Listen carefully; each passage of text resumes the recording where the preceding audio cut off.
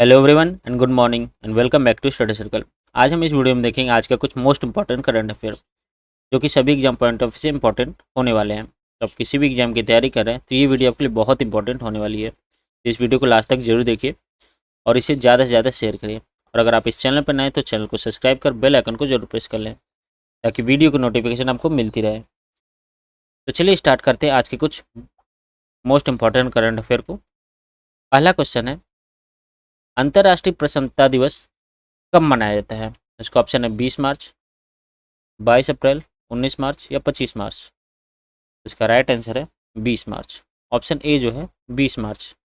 20 मार्च को international happiness day मनाया जाता है। इसका राइट आंसर क्या है? 20 मार्च। इसके की पॉइंट है, हर साल 20 मार्च को इंटरनेशनल हैप्पीनेस डे मनाया जाता है। यह इसलिए मनाया जाता है कि खुशी के महत्व को बढ़ावा देने के लिए, यानी खुशी के महत्व को जानने के लिए दुनिया भर में हर साल यह दिवस मनाया जाता है। तो 2022 का इस थीम क्या था? तो इस दिन का थीम था keep calm, stay wise and be kind. इस साल की थीम क्या थी? Keep calm and stay wise and be kind. और ये कब से मनाया जा रहा है? तो यह 2013 से मनाया जा रहा है। कब से मनाया जा रहा है? 2013 से, संयुक्त राष्ट्र द्वारा 2013 से मनाया जा रहा है। तो इसका शुरुआत कौन किया था? तो इसका शुरुआत किए थे संयुक्त राष्ट्र के सलाहकार जेमे इलियन। जेमे इलियन द्वारा यह शुरू किया गया है। क्या शुरू किया गया है? International happiness day. और यह इस दिवस को मनाने की संकल्प 22 जुलाई 2022 को 12 को पारित किया गया था, यानी 2012 जुलाई को इसे मनाने जाने की संकल्पता ली गई थी। और यह कब से मनाया जा रहा है? 2013 से। और इस साल की थीम क्या थी? Keep calm and stay wise and be kind. और 20 मार्च को हर साल यह इंटरनेशनल हैप्पीनेस डे मनाया जाता है। और यह जो दिन है कहाँ से शुरुआत किया गया था? तो इस दिन का शुरुआत भूटान से शुरू किया गया था, यानी हैप्पीनेस डे भूटान से शुरुआत किया गया था। और यह कब से? भूटान ने 1917 के दशक से राष्ट्रीय आय पर राष्ट्रीय प्रसन्नता दिवस के महत्व पर जोर दिया था, जो कि 2013 से शुरू किया गया था। कहाँ से शुरू किया गया था? ये भूटान से। तो ये 2013 से लागू किया गया था। अगला क्वेश्चन है, भारत में कौन सा देश 3.2 लाख करोड़ यानी 42 अरब डॉलर का निवेश करेगा? भारत में ऐसा कौन सा देश है जो 42 अरब डॉलर का निवेश करेगा? तो इसका ऑप्शन है जापान, चीन, नेपाल या रूस। इसका राइट आंसर है ए। ऑप्शन ए जो है राइट आंसर है। जापान जापान जो है 42 अरब डॉलर भारत में निवेश करेगा। इसका राइट आंसर ऑप्शन ए जो है राइट आंसर है। तो इसके की पॉइंट है,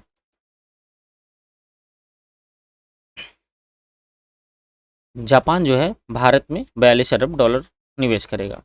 और तो हाल ही में जापान के प्रधानमंत्री फूमियो किशिदा जो है भारत की यात्रा पे आए थे। कौन आया था? प्रधानमंत्री। जापान के प्रधानमंत्री कौन है?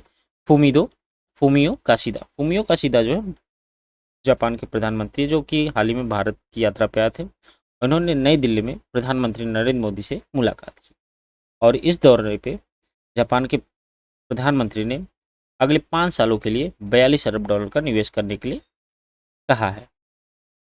और किस लिए? तो ये Mumbai Ahmedabad high speed rail जैसी भारत की जो प्रमुख परियोजनाएं इसमें जापान का सहयोग रहा है और जापान का योगदान भी बहुत इसमें रहा है।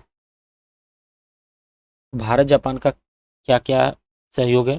तो भारत जापान हर साल 2+2 वार्ता का आयोजन करता है।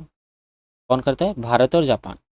और अमेरिका के बाद जापान ऐसा दूसरा देश है जिसके साथ भारत ऐसा संवाद करता है, यानी भारत और जापान अमेरिका के बाद ऐसा देश है जो कि इनके ऐसे संबंध हैं। और जापान जो है भारत को पेट्रोलियम उत्पादन और रसायन आदि निर्यात करता है। कौन करता है? भारत को जापान करता है। वहीं भारत जापान से परिवहन, मशीनरी, लोहा इस और इलेक्ट्रॉनिक सामान भी आता है।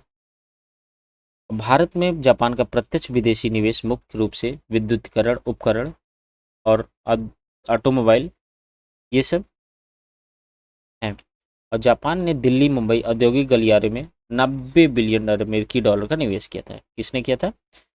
जापान ने। किसके लिए? दिल्ली मुंबई गलियारे के लिए। और यह औद्योगिक पार्क, नए शहर, बंदरगाह और हवाई अड्डे में को स्थापित करेगा। कौन करेगा? जापान की मदद से। और जापान जो है भारत को परमाणु रिएक्टर और परमाणु तकनीकी की आपूर्ति करता रहता है। कौन करता है? जापान। तो ये जापान और भारत के संबंध हैं। अगला क्वेश्चन है, वर्ल्ड हैप्पीनेस रिपोर्ट में किस देश ने पहला स्थान हासिल किया है? तो इसका ऑप्शन भारत, फिनलैंड, पाकिस्तान या अमेरिका। तो इसका राइट आंसर है बी, ऑप्शन बी जो है राइट आंसर है। फिनलैंड जो है वर्ल्ड हैप्पीनेस रिपोर्ट में फर्स्ट स्थान अपना हासिल किया है, यानी पहला स्थान हासिल किया है। किसने? फिनलैंड ने। तो इसका राइट ऑप्शन है बी, ऑप्शन बी जो है राइट आंसर है।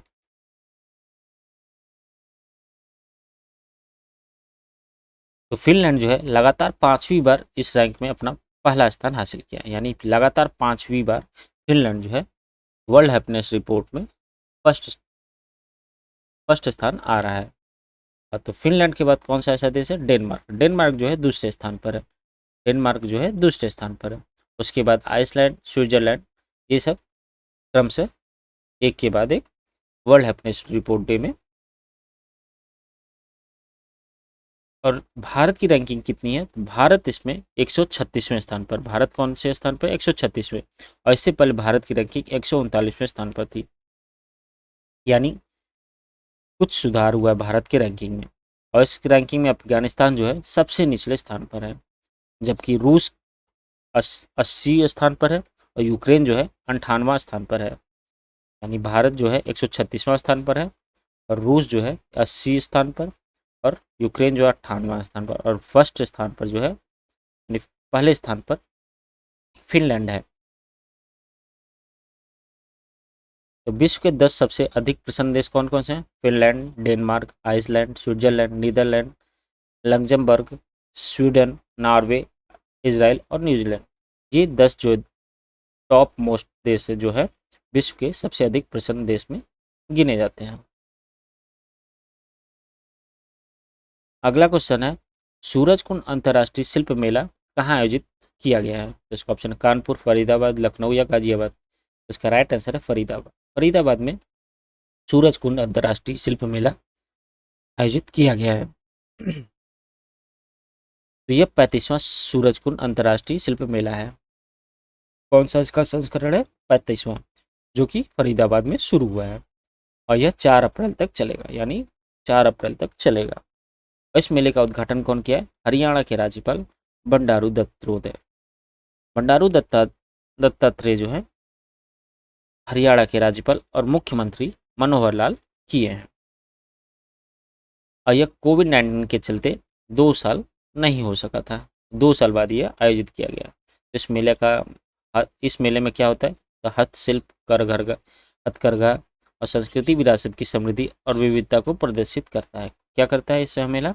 हस्तशिल्प, हथकरघा और संस्कृति विरासत को प्रदर्शित करता है। और इस साल की थीम क्या है इस मेले की? तो इस साल की थीम है जम्मू और कश्मीर थीम, यानी स्टेट, जम्मू और कश्मीर के स्टेट को आयोजित करना। और इसमें कम से कम 20 से अधिक देश भाग ले रहे हैं। इस मेले में सूरजकुंड अंतर्राष्ट्रीय शिल्प मेले में। इस मेले में वैष्णो देवी की मंदिर की प्रतिक्रिया, अमरनाथ मंदिर, कश्मीर में वास्तुकला, ये सब मुख्य आकर्षण होंगे। और इस बार पार्टनर देश कौन है?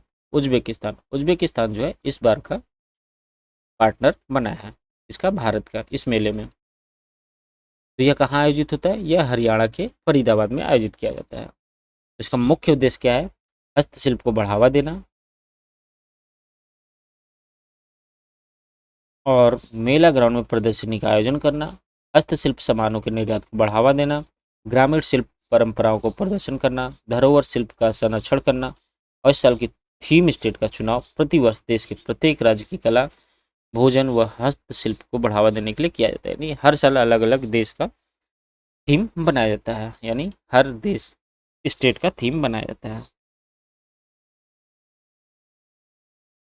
अगला क्वेश्चन है, 14वां भारत जापान वार्षिक शिखर सम्मेलन कहाँ आयोजित किया गया है? तो इसका ऑप्शन है कानपुर, नई दिल्ली, हरियाणा, मुंबई। तो इसका राइट आंसर है ऑप्शन बी। ऑप्शन बी जो है राइट आंसर है। नई दिल्ली में 14वां भारत जापान वार्षिक शिखर सम्मेलन का आयोजन किया गया है। इसके की पॉइंट देखते हैं। भारत जापान वार्षिक शिखर सम्मेलन जो है उसका 14वां संस्करण नई दिल्ली में आयोजित किया गया है। तो इसमें प्रधानमंत्री नरेंद्र मोदी और जापान के प्रधानमंत्री किशिदा फामियो इसमें हिस्सा लेंगे। कौन कौन लेगा? भारत के प्रधानमंत्री और जापान के प्रधानमंत्री किशिदा फूमियो। और पिछला भारत जापान वार्षिक सम्मेलन जो है अक्टूबर 2018 में टोक्यो में हुआ था। कहाँ हुआ था? टोक्यो में। और इस बार कहाँ हुआ है? दिल्ली में। तो ये 14वां संस्करण है भारत जापान का वार्षिक शिखर सम्मेलन का। और वहीं 2020 और 21 में कोविड के चलते यह शिखर सम्मेलन आयोजित नहीं हो सका था।